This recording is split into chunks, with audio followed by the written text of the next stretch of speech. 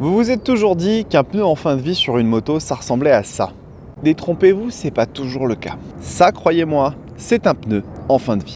Eh bien salut tout le monde, j'espère que vous allez bien. On se retrouve aujourd'hui pour une vidéo un petit peu différente de d'habitude avec la Hayabusa. Comme vous le savez, on est parti en road trip avec Mathilde, 4000 km autour de la France, voyage incroyable. Vous avez déjà dû en voir quelques vidéos, mais il y avait un truc qu'il fallait impérativement changer sur la Hayabusa, c'était les pneus. En effet, lorsque je suis parti, les Bridgestone S22 d'origine, c'est la monte d'origine de la moto, étaient à 80% d'usure et donc autant vous dire que 4000 bornes plus tard, ils faisaient vraiment peine à voir, donc je les ai remplacés par des tout nouveaux Metzeler M9 RR, des pneus qui sont vraiment incroyables. Je vous les montrerai tout à l'heure une fois qu'on aura fait notre petit tour statique. L'idée de la vidéo d'aujourd'hui est de vous donner un peu de détails sur les pneus moto. Qu'est-ce que c'est, comment ils sont fabriqués, quels sont les différents types de pneus moto qui peuvent exister et surtout à quel moment il faut les remplacer et pourquoi est-ce qu'ils sont aussi important. Donc, petite intro finie, on va se retrouver maintenant à l'intérieur du garage pour que vous sachiez absolument tout sur les pneus. Peut-être que vous ne pensiez pas savoir tout sur les pneus moto aujourd'hui, et bien pourtant c'est le cas.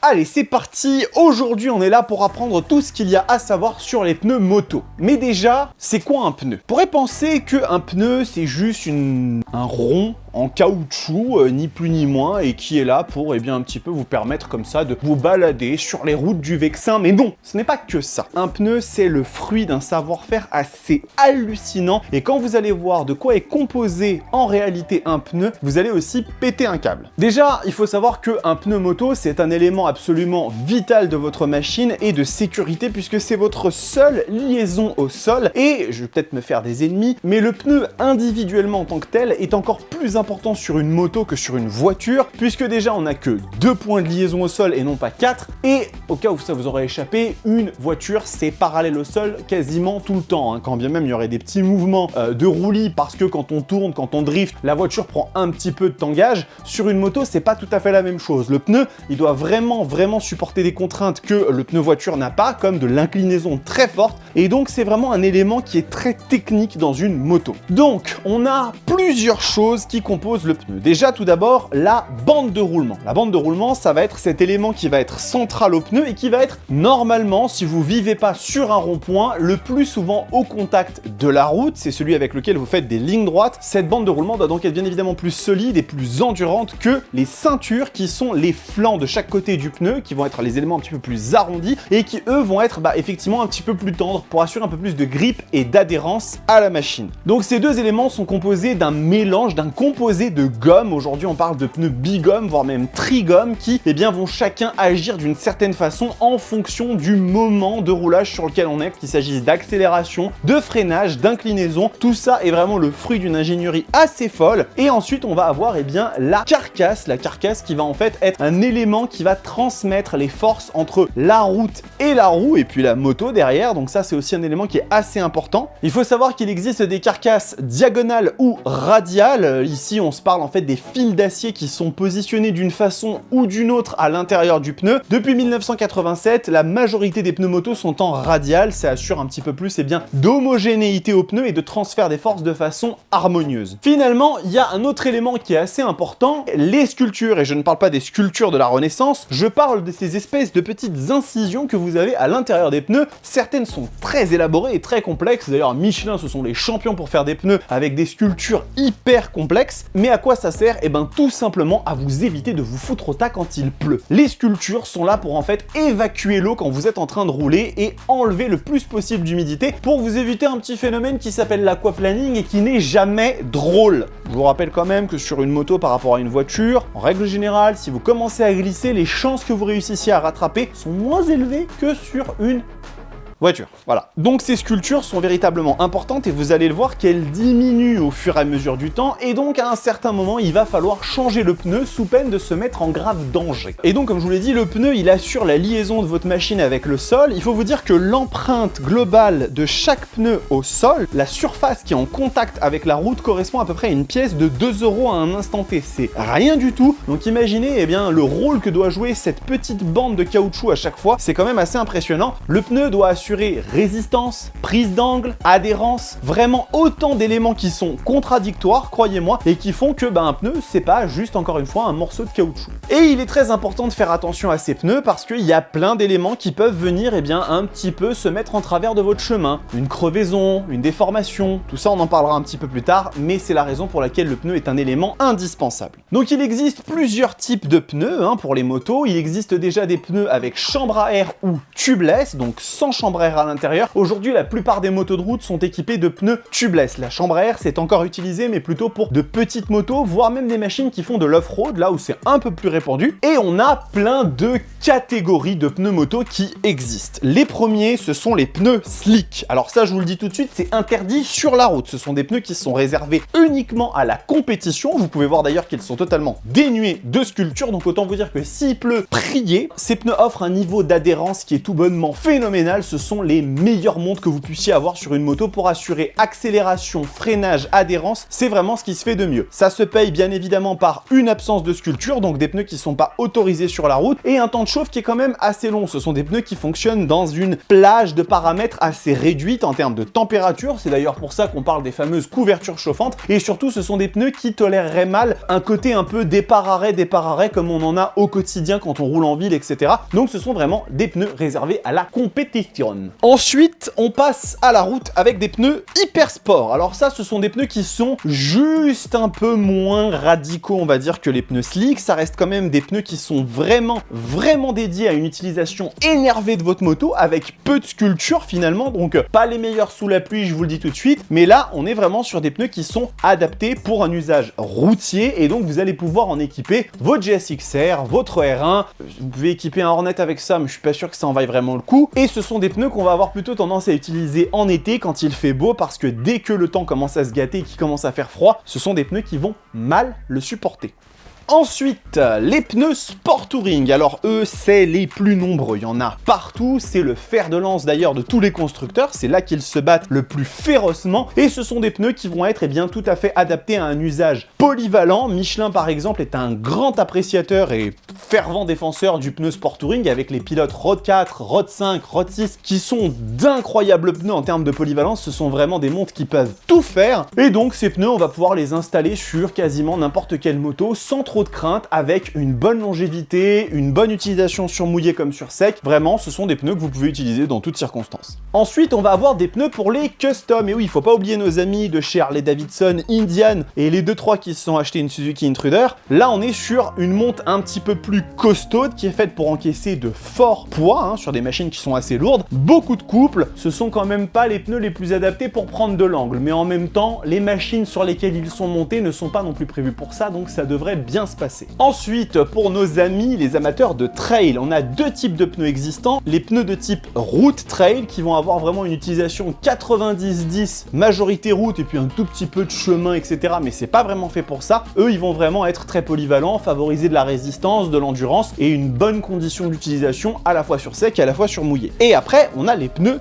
mixtes. Alors eux, ça va vraiment être pour quand on va vouloir sortir sa petite Africa Twin, aller visiter un peu les ornières, le sable, la boue, là ça commence à être plutôt intéressant sur ce genre d'usage. Finalement, on a une dernière catégorie, c'est la catégorie de pneus cross, enduro ou trial, selon les épreuves que vous faites en off-road. Ça va être des pneus qui vont être vraiment dédiés à ce type d'utilisation. D'ailleurs, il y en existe certains qui ne sont pas homologués pour la route, faites attention. Mais voilà, les machines de type off-road, supermotard, etc.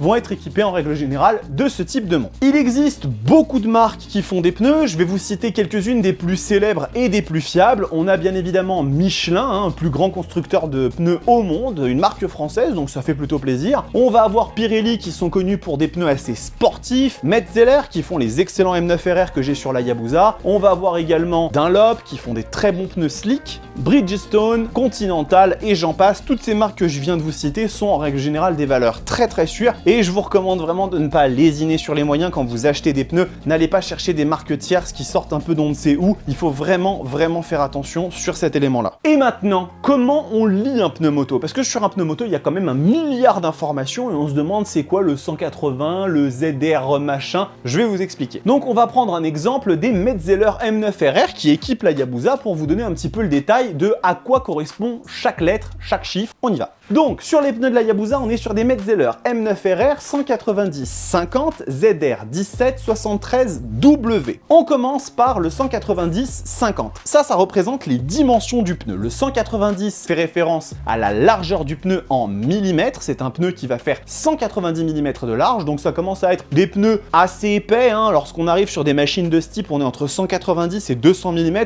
Quelques-unes vont plus loin que ça, comme notamment le Diavel qui est équipé de pneus spécifiques en 240 ou la Rocket 3, mais là c'est aussi pour donner un look particulier à la moto. Le 50 est une référence à la hauteur du pneu qui est elle exprimée en pourcentage par rapport à la largeur. Donc un pneu 190-50, ça veut dire qu'il fait 190 mm de large et sa hauteur est de 50% de sa largeur. Il en existe certains qui sont un petit peu plus hauts, ça va changer un petit peu la géométrie du véhicule et la façon comme vous le conduisez, mais ce sont les deux valeurs qui correspondent à la dimension de la largeur et de la hauteur du pneu. Ensuite, on va avoir le ZR 17. Donc le 17, ça correspond à la largeur des jantes, ce sont des jantes de 17 pouces, et le ZR ou R correspond à une carcasse radiale. Aujourd'hui, la plupart des pneus sont comme ça, comme je vous l'ai expliqué. Finalement, 73W correspond à la charge et à la vitesse supportée par le pneu. Le 73, c'est 365 kg de charge par pneu, donc techniquement, normalement, on est bien, et le W correspond à la vitesse maximale tolérée par le pneu. Ici, c'est 270 km/h. La Hayabusa prend bien évidemment plus, mais ce sont sur des conditions très rares et très ponctuelles, donc il n'y a pas de souci. Et puis l'autoroute allemande, bref, vous savez ce que j'en pense des excès de vitesse. Voilà, donc là vous avez le détail complet de à quoi correspond chaque élément, et bien évidemment quand vous montez un pneu sur votre moto, il faut respecter les préconisations constructeurs, sous peine d'avoir des pneus qui ne seront plus du tout homologués, et si vous avez un carton, votre assurance risque de ne pas vous prendre en charge. Par exemple, dans la communauté des utilisateurs de Baking, c'est une moto qui est normalement en 200, certains aiment la monter en 190 pour un peu plus d'agilité, sauf que là, il faut faire attention parce que si jamais il vous arrive un truc, c'est pour votre pomme. Donc il y a un autre truc qu'il faut savoir lire sur un pneu, c'est le témoin d'usure. Donc ça, c'est à l'intérieur des rainures, des petites sculptures de la moto, et vous avez le long du profil du pneu, le côté des petits triangles qui indiquent où ils sont. Ce témoin d'usure est hyper important parce que c'est lui qui va vous permettre de vous dire, là, tu peux y aller tranquille, il y a de la gomme, ou mec, dépêche-toi d'aller changer ton pneu, sinon je vais te foutre au tas. Quand même pas rien. Il y a une valeur légale qui est de 1,6 mm de hauteur. En dessous de ça, votre pneu n'est plus homologué, tout simplement parce que les sculptures devenant trop peu profondes, elles n'évacueront plus correctement l'eau en cas d'humidité, et ça, c'est jamais drôle. Il peut y avoir d'autres circonstances qui font que vous deviez changer un pneu, par exemple dans le cas d'une entaille, d'une crevaison. Certaines se réparent, c'est pas forcément parce qu'on a un pneu qui est un petit peu entaillé ou qui est crevé qu'on ne peut pas le réparer. Il existe des procédés, ce qu'on appelle la vulcanisation par exemple, pour réparer un pneu qui ne serait pas trop profondément abîmé. Par contre, si c'est le cas, là, il n'y a pas à hésiter, il faut changer vos pneus, c'est vraiment quelque chose d'indispensable. De la même façon, une déformation sur le pneu, votre pneu il est peut-être tout neuf, mais s'il a subi un choc important qui l'a déformé d'une façon vraiment visible et flagrante, là aussi il va falloir faire changer vos montres très rapidement sous peine d'avoir des petits problèmes. Finalement, le vieillissement d'un pneu, si vous avez une moto sur laquelle vous avez changé le pneu avant, le pneu arrière, que vous l'avez remisé pendant 1 an et demi, 2 ans, si vous commencez à voir apparaître des craquelures sur le pneu, c'est pareil, ça va pas bien se passer, donc allez les changer. Pour finir sur cette partie, je vous donne 2-3 tips quand vous allez faire votre changement et quand vous allez entretenir vos pneus. En règle générale, je vous recommande, et tout le monde d'ailleurs, c'est pas que moi, je suis pas tout seul, de changer le pneu avant et arrière avec le même modèle, la même marque. Je sais que quand on est en compétition, il y a certains pilotes qui vont utiliser des D211 et des D212 selon ce qu'ils veulent ressentir, mais quand vous êtes sur la route, vraiment, les pneus sont faits pour fonctionner en harmonie du même modèle. Donc si vous installez un M9RR à l'arrière, mettez un M9RR à l'avant, c'est ce que je vous recommande. Pareil, il n'est pas toujours nécessaire de changer les deux pneus en même temps. En règle générale, le pneu arrière prend plus vite cher que le pneu avant, surtout si vous êtes sur une moto un peu coupleuse comme la Hayabusa, et si vous ouvrez un petit peu, ça peut être normal des fois de ne changer que le pneu arrière et de garder le pneu avant encore quelques kilomètres, ça c'est à vous de voir. Finalement, le dernier petit tips, quand vous allez gonfler vos pneus, et d'ailleurs faites régulièrement un contrôle de la pression de ces derniers, parce qu'un pneu sous-gonflé, ça peut être très embêtant au niveau de la consommation. Un pneu surgonflé, c'est pareil, c'est pas forcément très drôle. Respectez encore une fois les préconisations constructeurs. Sur la Hayabusa, juste de l'autre côté du bras oscillant, j'ai l'indication, c'est du 2,9. Donc quand vous allez à la station essence, pensez à les contrôler. Si vos pneus sont chauds, c'est-à-dire si vous avez roulé pas mal de kilomètres avant, toujours plus 0,3 bar que la préconisation constructeur. Si je dois être à 2,9, ils seront techniquement à 3,2 pour être à peu près dans les clous. Ce que je vous recommande quand même, si vous en avez la possibilité, laissez la machine se refroidir un peu, et là vous vérifiez la pression des pneus à froid. Voilà, écoutez, je pense que j'ai fait à peu près le tour de ce que j'avais à dire dire sur les pneus. Si vous avez des questions, posez-les-moi dans les commentaires. Vous savez qu'en règle générale, j'y réponds. Et là, on va se retrouver dehors pour que je vous montre les pneus que j'ai installés et puis qu'on aille rouler un petit peu avec la Hayabusa parce que sinon, c'est un peu tristoun une vidéo sans phase de GoPro. Donc, on s'y retrouve. Allez, on se retrouve très brièvement avant de reprendre la Hayabusa sur la route pour vous montrer un petit peu comment les pneus se comportent. Je vais vous montrer ce que j'ai installé. Il s'agit donc de Metzeler M9 RR. Ce sont des pneus sport touring, un petit peu comme on a vu dans la petite partie précédente. Donc, ce sont des pneus qui sont très adaptés pour une utilisation routière, mais également sportive dans le sens où on peut quand même taper dedans. Je vous rappelle que la Hayabusa, elle fait 190 chevaux, énormément de couple. C'est une machine qui arrache quand même assez salement et les M9 RR sont tout à fait adaptés. C'est des pneus que j'ai déjà utilisés sur des Super Duke 1290 sans aucun problème. Et je souhaite donc remercier Panda de Roue qui sont les professionnels qui nous ont installé ces pneus. Ils ont joué le jeu, ils ont accepté de nous offrir la pause. Donc encore une fois, merci énormément. Il s'agit d'un atelier garage qui fait également de la vente de machines situé à Antony. Donc il s'occupe sur l'entretien de tout ce qui est moto, vélo, trottinette, la mobilité en règle générale. Et puis ils vendent aussi certaines marques de moto, dont notamment Benelli, une marque qui est vraiment super intéressante. Il faut que je vous en parle un jour dans une vidéo dédiée parce que Benelli a fait des machines totalement folles. Aujourd'hui, c'est une marque qui s'est un petit peu assagie, mais qui a connu des jours incroyables avec notamment la sulfureuse et hallucinante TNT R160, une machine dingue, vraiment incroyable, que j'ai possédée pas très longtemps, mais j'en ai une. Donc voilà, je vous en reparlerai, mais encore une fois, merci beaucoup à Panda de Roue. Vous aurez le lien pour leur Facebook et leur Instagram en description de la vidéo. Donc n'hésitez pas à aller passer leur faire un petit coucou si vous avez des besoins concernant vos machines. Maintenant, on va prendre la Hayabusa et on va aller faire un petit tour avec ces nouvelles merveilles. Allez, on est parti pour un petit tour rapide avec ces nouveaux Metzeler M9 RR. Je veux juste vous montrer un petit peu comment je me sens dessus et vous partager un peu mes impressions. Vous avez dû le remarquer, mais il y a un truc un petit peu différent avec l'image. Je suis en train de tourner à la GoPro en 4K 60 images par seconde. Et en fait, c'est parce que la décision a été prise, après en avoir parlé un petit peu sur les précédentes vidéos. Les prochains essais de la chaîne seront séparés en deux parties. Il y aura d'un côté tout un côté statique avec tout simplement l'histoire de la moto, les différentes rivales, différentes concurrentes qui peuvent exister et un tour statique autour de la machine pour la présenter. Et une deuxième partie qui sera elle complètement en GoPro. Et donc du coup je vais me permettre maintenant de pouvoir tourner en 4K 60 images par seconde. La raison pour laquelle je le faisais pas avant, c'est que en fait comme je tourne face caméra à 30 fps, la différence en fait me choquait énormément et je pense que ça aurait pas été agréable pour vous. Là maintenant je vais vraiment être en full 60 images par seconde sur les vidéos dynamiques. Dites-moi si ce nouveau format pardon, vous plaît. Est-ce que vous aimez bien avoir une image comme ça un peu plus fluide? J'imagine que oui, c'est toujours cool de pouvoir profiter d'une qualité un peu plus élevée.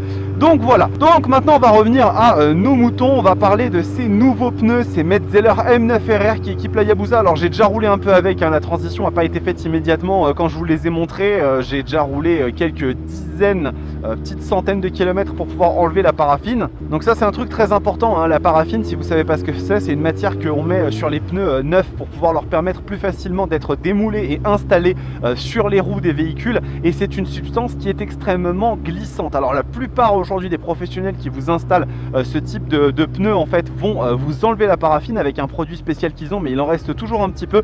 Et c'est la raison pour laquelle on va vous dire d'être toujours très prudent lorsque vous roulez avec des pneus neufs, parce qu'il peut rester un peu de cette substance et ça peut occasionner quelques petites glisses. Donc soyez quand même très prudent quand vous installez des nouveaux pneus, de leur laisser le temps de se faire un petit peu, surtout à la prise d'angle, et ensuite tout va bien. Alors ces pneus, ils sont bien évidemment, depuis le début de la vidéo, j'arrête pas de vous le dire, fantastiques, je les adore.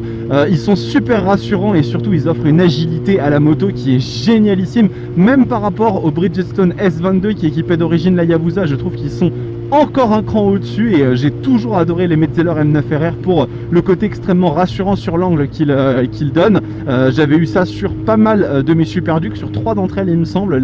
Celle d'avant, la toute première, la 2015, c'était du M7 RR, donc les pneus qui étaient sortis juste avant, qui ont été succédés par les M9. Alors là la moto elle est déchicanée, donc si vous entendez un son qui est un peu fort, ne vous inquiétez pas, c'est juste parce que j'avais besoin de faire un test dessus, mais j'en profite du coup pour vous emmener avec moi. Et on va juste s'extraire de cette petite zone de rond-point. On est en samedi et donc il y a beaucoup de gens, c'est la rentrée, donc forcément les gens viennent faire leurs courses. On va s'extraire un petit peu, je vous retrouve dans quelques instants. Allez voilà, on s'est extrait un petit peu de la circulation et donc vraiment ces Metzeler M9RR, ils ont vraiment un comportement qui est assez bluffant à la fois sur la route et sur le mouillé. Peut-être qu'un jour je vous ferai une vidéo par temps mouillé, mais on verra si c'est pas trop galère au niveau de la GoPro et tout. Mais en tout cas c'est vrai que moi ces pneus je les adore, je les trouve super à la fois rassurants comme je vous le disais, mais avec une excellente longévité, hein. J'ai fait souvent plus de 10 000 bornes avec mes M9RR, donc à ce niveau là il n'y a rien à dire. Et